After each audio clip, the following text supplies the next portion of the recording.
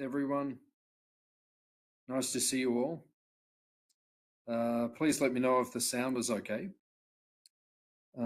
Tonight, we will continue our study of Bhagavad Gita as it is by His Divine Grace, A.C.Bhaktivedanta Swami Prabhupada. And tonight we will continue from chapter 5, verse 27 through to chapter 6. So if you have any questions or comments as we go, then please ask. Text number 27 and 28. Shutting out all external sense objects, keeping the eyes and vision concentrated between the two eyebrows, suspending the inward and outward breaths within the nostrils, and thus controlling the mind, senses, and intelligence, the transcendentalist aiming at liberation becomes free from desire, fear, and anger. One who is always in this state is certainly liberated.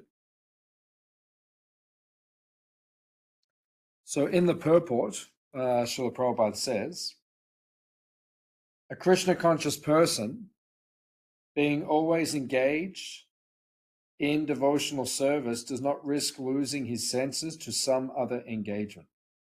This is a better way of controlling the senses than by Ashtanga Yoga. Being engaged in Krishna consciousness, one can immediately understand one's spiritual identity and then understand Krishna by means of devotional service. So, this is the reoccurring theme of the Bhagavad Gita, that we are meant to engage our senses in the service of the master of the senses. Rishikena Rishikesha Sevanam Bhakti Uchate. So our senses are meant to be used in Krishna's service. If we don't use the senses in Krishna's service, they will bring us down. They will lead us away from devotional service, from our spiritual life, and make us focus on the material energy. So that is the situation with the material senses. They are very powerful, very hard to control, as Krishna mentions in the Bhagavad Gita. Right? It's very hard to control the senses. But if one uses the senses in the service of Krishna, one overcomes their effect, and one can then begin to transcend the material energy. So this is something that Prabhupada mentions and Krishna mentions again and again. If we don't engage our senses in Krishna's service, they will make us fall down, because the senses are very powerful. If we try to not use the senses, if we just engage in meditation or study or some sort of yogic process and not engage the senses, we will struggle. So that is the system that Krishna gives us. Right? It's an ancient system. And we need to follow that system if we're going to transcend this material energy. Prabhupada then says in the purport, by practice of bhakti yoga, one is able to gain control over the senses, refrain from outward sense objects, and thus prepare oneself for liberation in the Supreme. When one is well situated in devotional service, one comes to the transcendental position, qualified to feel the presence of the Lord in the sphere of one's activity. This particular position is called liberation in the Supreme. Bhakti Yoga helps one become free from all kinds of fear and anger.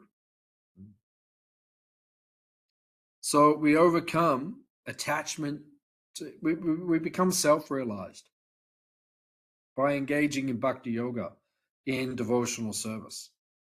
If we don't engage in devotional service, the material energy will consume us. So therefore, we have to engage in devotional service on the deepest level. If we can manage to do that, we can transcend the material energy once and for all. So text number 29. Now, the next text, Prabhupada termed this verse, which is a famous verse in the Bhagavad Gita, he called it the peace formula. It is how we attain peace in Krishna consciousness. Right? It is the peace formula for the whole world. Bhaktaram jagatapasam, savaloka maheshwaram, suridam savabhutanam, gatwa shantim richati.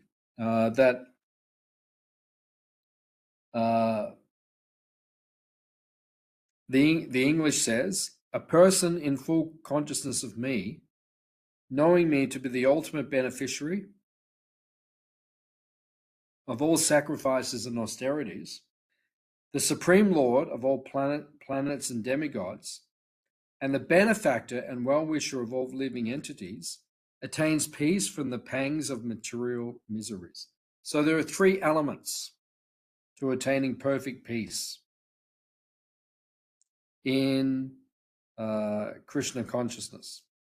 The first is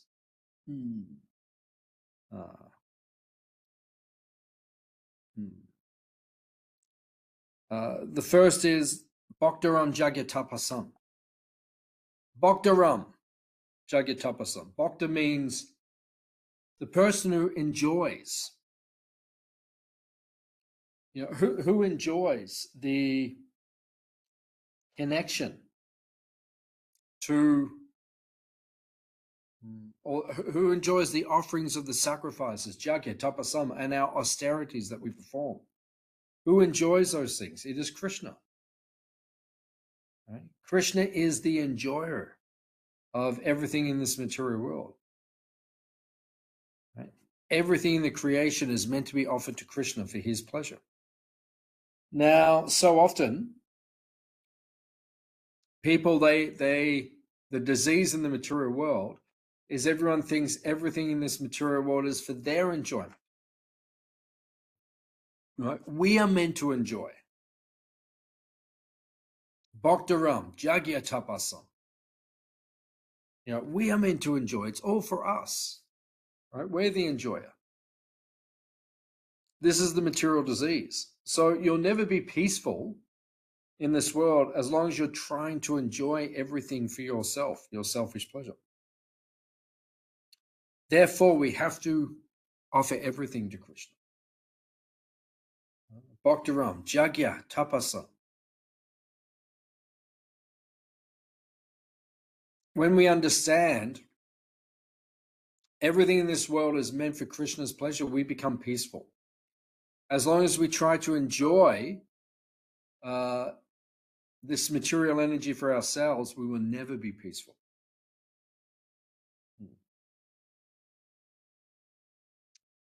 So Bhaktaram Jagatapasam, Savaloka Maheshwaram.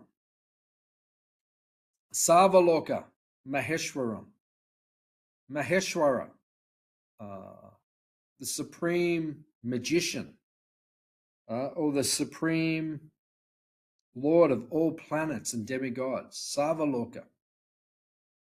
If you understand everything belongs to Krishna, he is the Lord of everything, you'll become peaceful in this material world. Right? But if you don't understand that everything belongs to Krishna, you'll never find peace in this world. So Savaloka Maheshwaram. Then Suridam Savabhutanam. Who is the Suhrit? Suridam Savabhuta of all living entities means, Suhrit means the best friend. The person who is closest to your heart. Right? That is Krishna.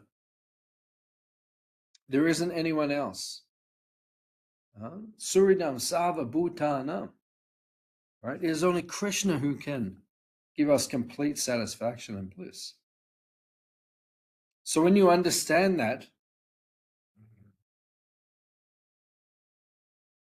When you understand that, you become perfectly peaceful, right? You become completely satisfied in this world. When you don't understand that, you'll never be satisfied in this world. So that is the final verse for chapter 5. Now, chapter 6. Chapter 6 is entitled Jnana Yoga, the yoga of meditation. In other words, the goal of the yoga process is to control the mind, to focus the mind.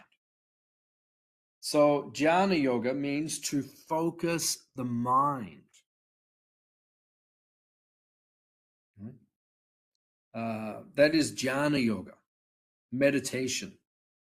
So now Krishna is about to explain this principle. Gurujan Prabhu says in the introduction for this chapter, in Surrender Unto Me, he says, in chapter 5, Krishna explained how to achieve liberation through Nishkam Karma Yoga. And at the end of the chapter, he explained how to achieve the same liberation through Ashtanga Yoga. Now in chapter 6, Krishna will describe the process of Ashtanga Yoga in greater detail.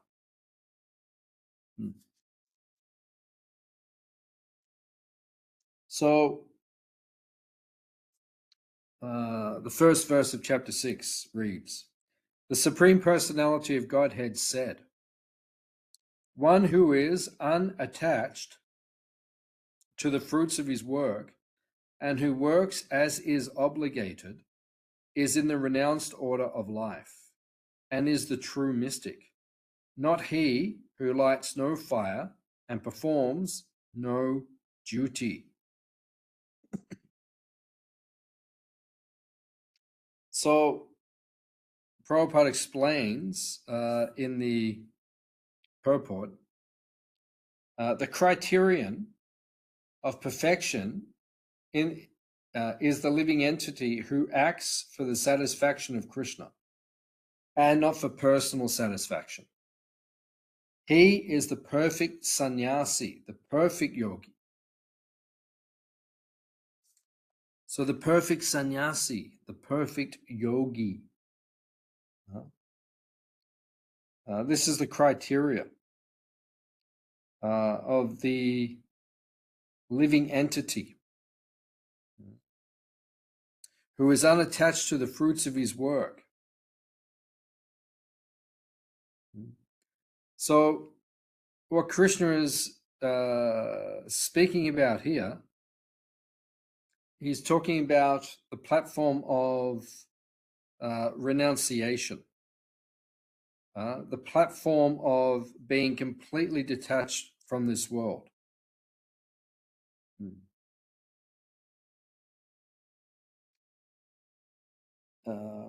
Prabhupada says that a perfect sannyasi is one who gives up the desire for sense gratification. It's not that he stops working in this world.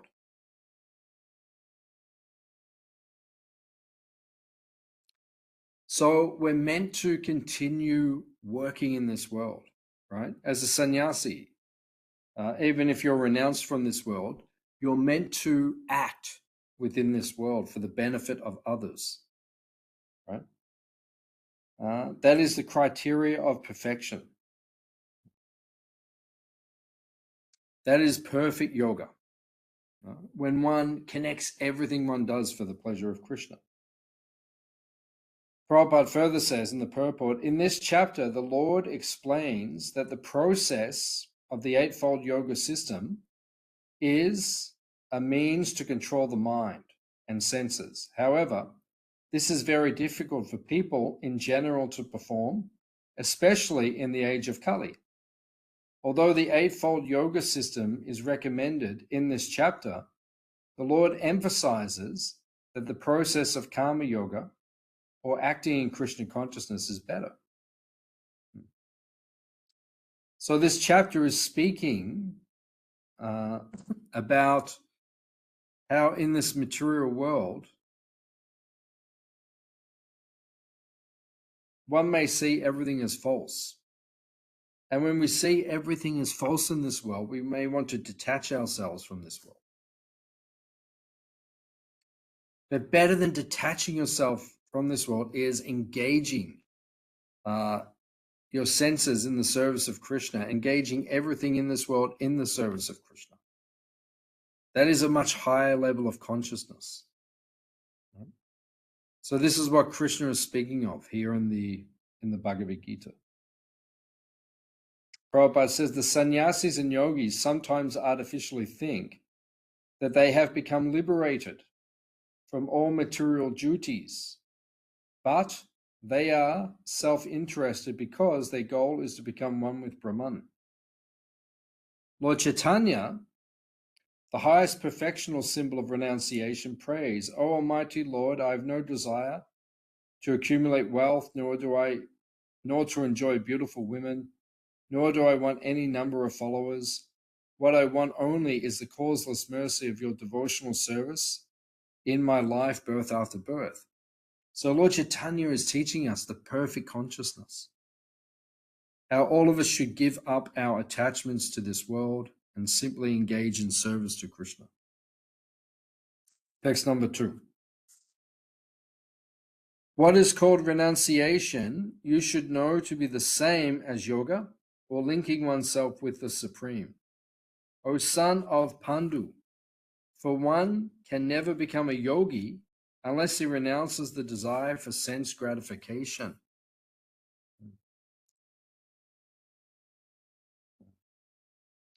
Prabhupada says in the purport, real sannyas, yoga or bhakti, means a living entity gives up all selfish satisfaction and be prepared to satisfy Krishna.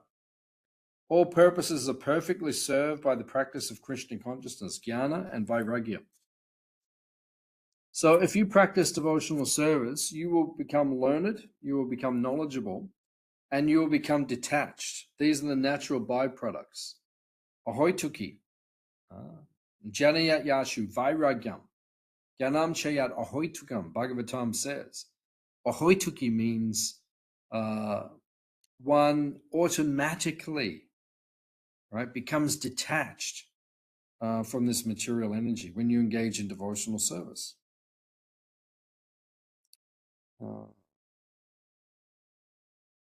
And Prabhupada then says, one who has no information of the Supreme must therefore be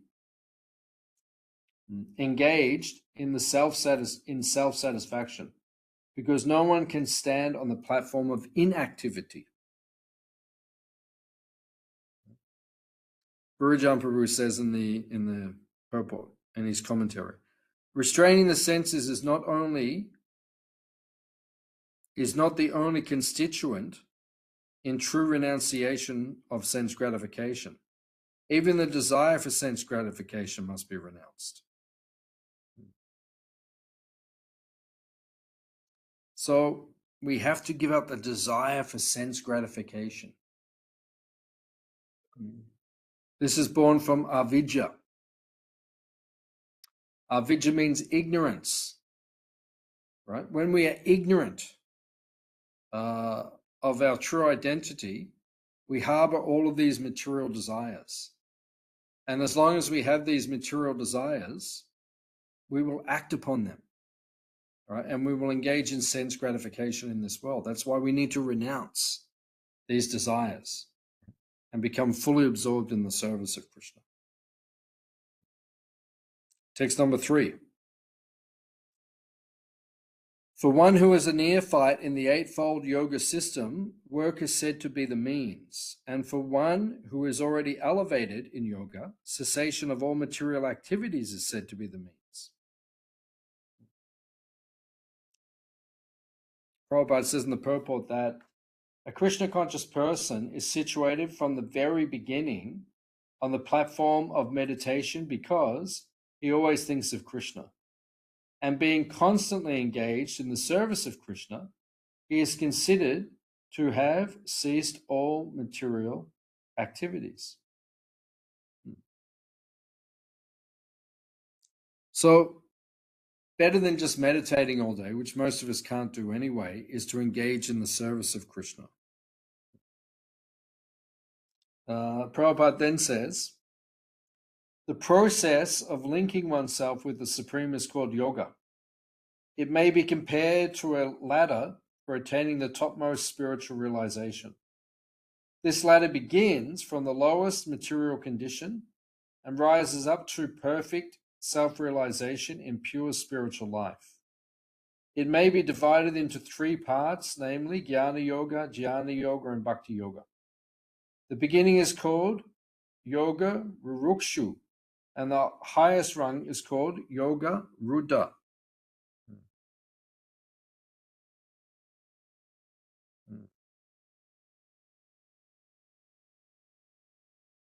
So, in the beginning of spiritual life, we have to get rid of our passion and ignorance. All right? Prabhupada explains that all of us are bound by passion and ignorance in this world. So we have to overcome that passion and that ignorance. How do we do that? By engaging, working hard and engaging ourselves in the service of Krishna actively. In due course of time, when the passion and ignorance dissipates, we'll come more into the mode of goodness, and then we'll be able to meditate or focus on Krishna in an inactive way. So this is something we need to focus on as devotees. This is our system. Right? The system is that we focus on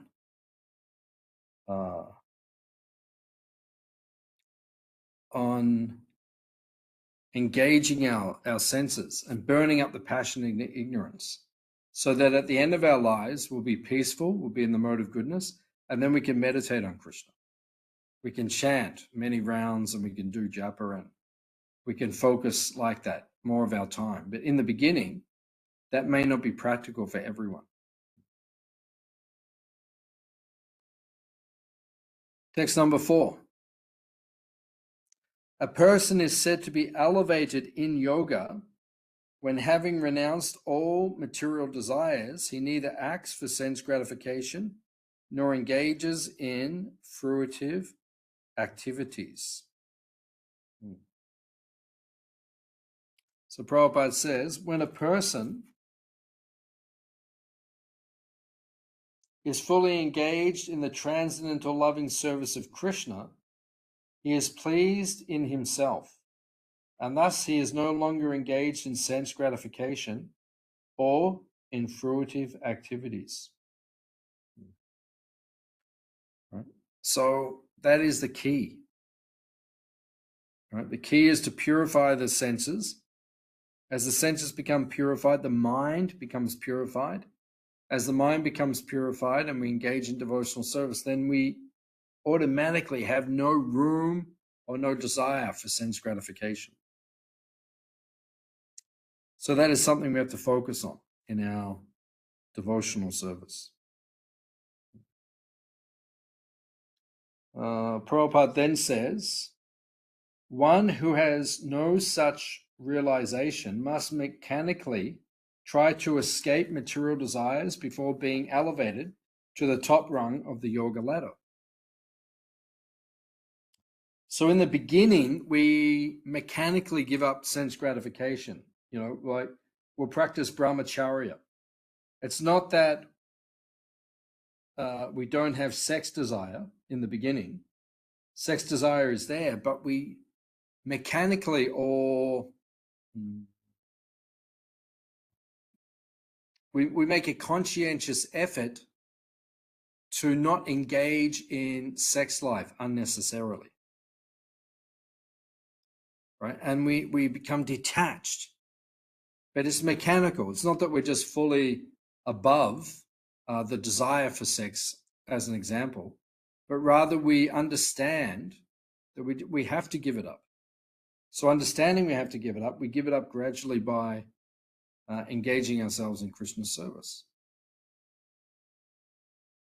And then the desire gradually dissipates, right? And then it's not a mechanical thing, but param drishtva nivartate. We have a higher pleasure a higher taste in Krishna consciousness, and then we just automatically renounce it.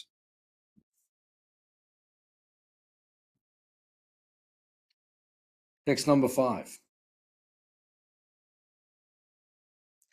One must deliver himself with the help of his mind and not degrade himself. The mind is the friend of the conditioned soul and his enemy as well. So now we're about to hear about how the mind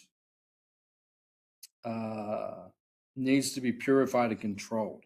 These are famous verses from the Bhagavad Gita, directly dealing with the mind, because the mind is the center of our existence. We enjoy everything through our mind. If we taste something nice, it's in the mind that we're enjoying these things. So the mind is the center of our existence. When we do devotional service, we enjoy serving Krishna in our mind. So the mind is the center of the yogic practice to learn to control the mind. So now Krishna is going to speak about controlling the mind so that we can engage in his service. Prabhupada says in the purport, for man, mind is the cause of bondage and mind is the cause of liberation. Mind absorbed in sense objects is the cause of bondage, and mind detached from the senses, from sense objects, is the cause of liberation. Therefore, the mind, which is always engaged in Krishna consciousness, is the cause of supreme liberation.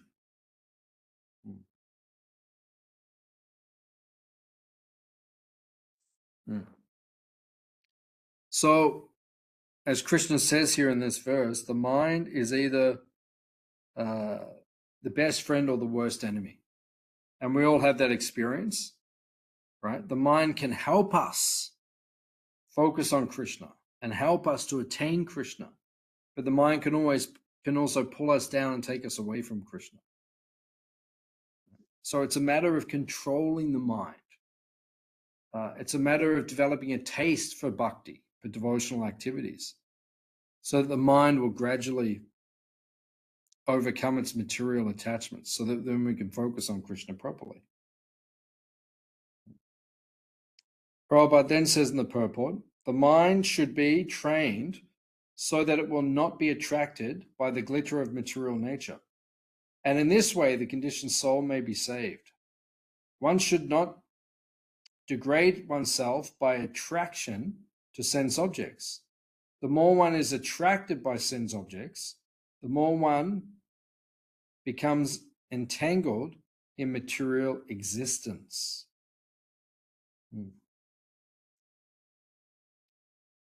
So that is our goal. Our goal is to give up our attachments, to enjoy separately from Krishna. So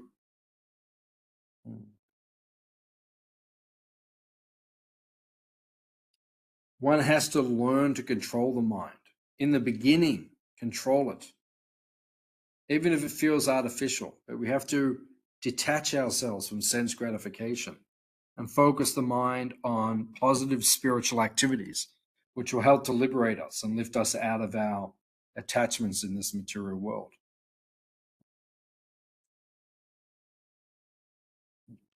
Text number 6. For him who has conquered the mind is the best of friends, but for one who has failed to do so, the mind will remain the greatest enemy. Prabhupada says the constitutional position of the jiva is to carry out the order of the superior. As long as one's mind remains an unconquered enemy, one has to serve the dictations of lust, anger, greed, illusion, etc. But when the mind is conquered, one voluntarily agrees to abide by the dictation of Krishna, who is Paramatma. For one who takes to Krishna consciousness directly, perfect surrender to the dictation of Krishna follows automatically. So, this is the focus, right, that the devotee needs to cultivate.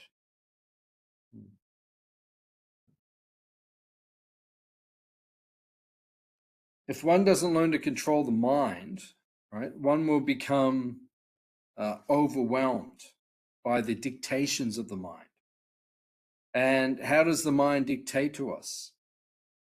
Right? The mind is, when it's polluted, it becomes corrupted by lust, by anger, by greed, by envy, by pride, illusion. All these qualities come into the mind.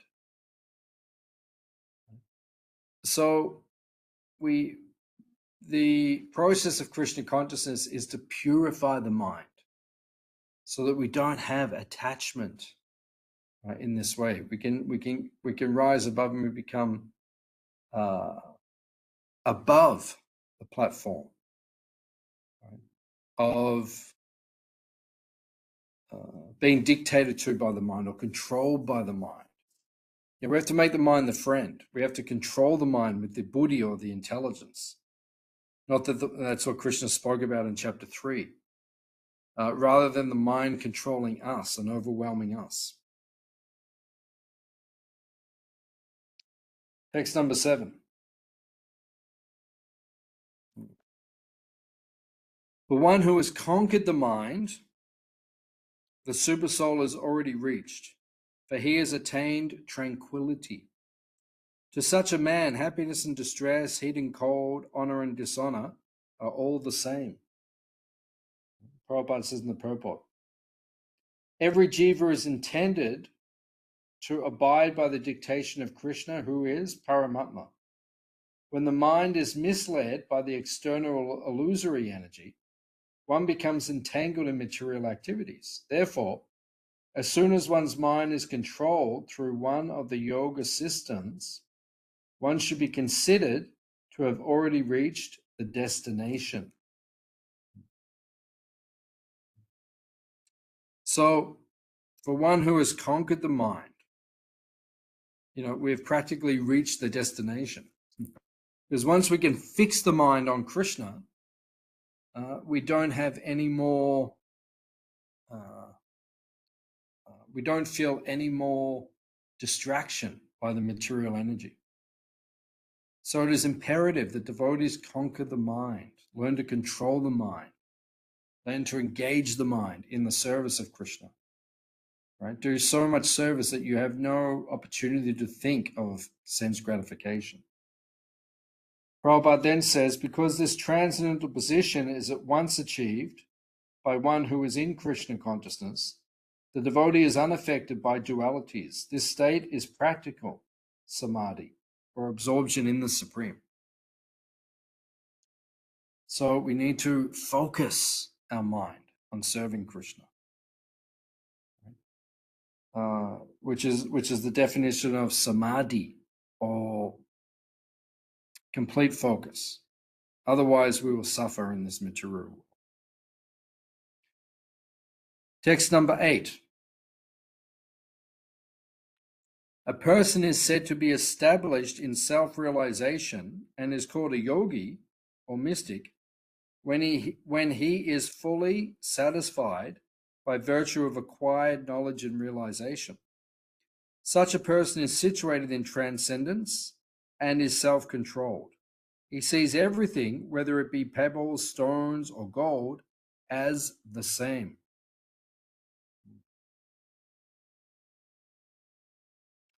So Prabhupada says, no one can become Krishna conscious simply by mundane scholarship.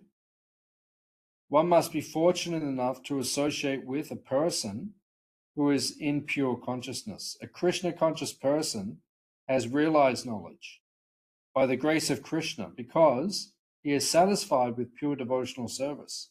By realized knowledge, one becomes perfect. So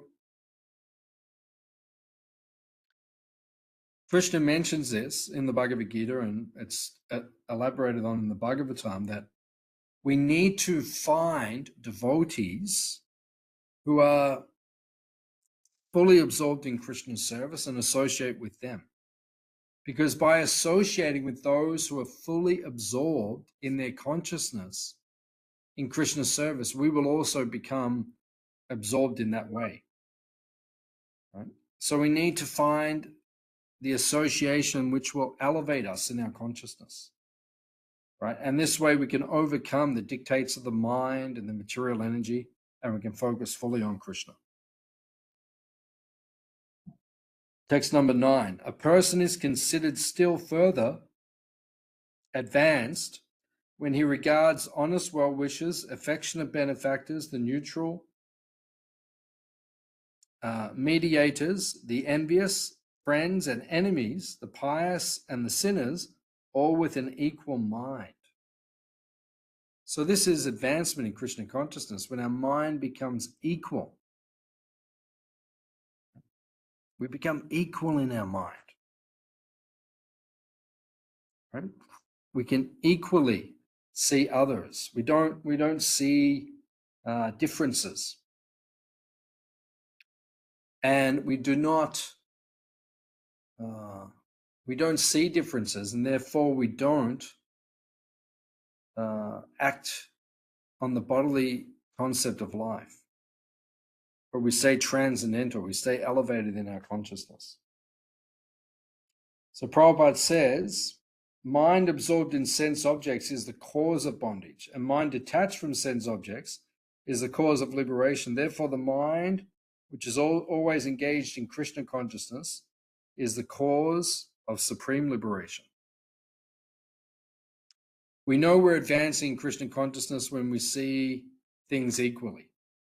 You know, when we're always seeing things in terms of duality, male, female, different nationalities, and we respect one creature but we don't respect another creature. That's the duality. That means we're not advanced in Krishna consciousness. One who's advanced in Krishna consciousness sees things in an equal way. Pandit Samadarshana, as Krishna mentioned in the previous chapter. So verse 10, which is the final verse in this section for tonight. A transcendentalist should always engage his body, mind, and self in relationship with the Supreme. He should live alone in a secluded place and should always carefully control his mind. He should be free from the desires and feelings of possessiveness. Prabhupada says, Krishna consciousness means concisely to be always engaged in the transcendental loving service of the Lord. A directly Krishna conscious person is the topmost transcendentalist because such a devotee knows what is meant by Brahman and Param Atma.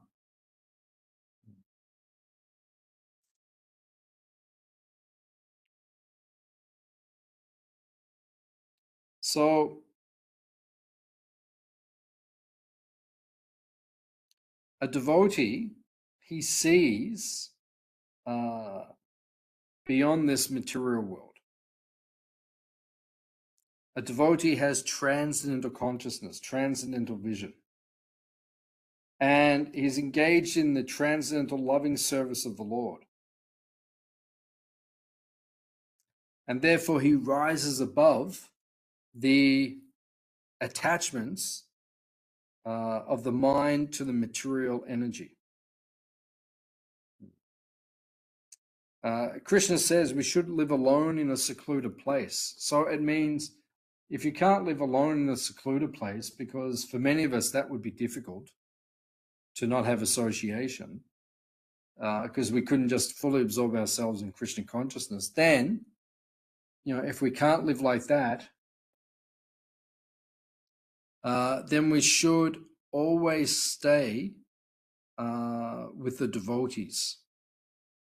Because when you're with the devotees, you are protected and you are purified so that you lose your taste for the material energy. So if we don't do this, if we don't associate with devotees, we won't rise above the attachments we have to this material world.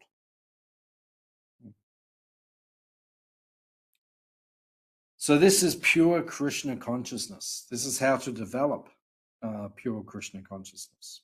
Right? We have to cultivate that kind of mentality. So gradually, over time, we cultivate the mentality, we give up our attachment to this material world, right? And we focus on Krishna. So Krishna here is teaching how to control the mind. Dhyana means meditation.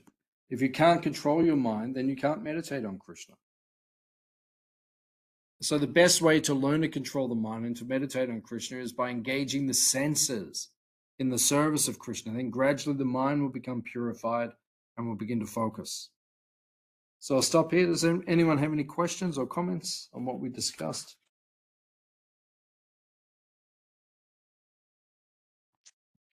Okay. Thank you all for coming. We'll see you next week.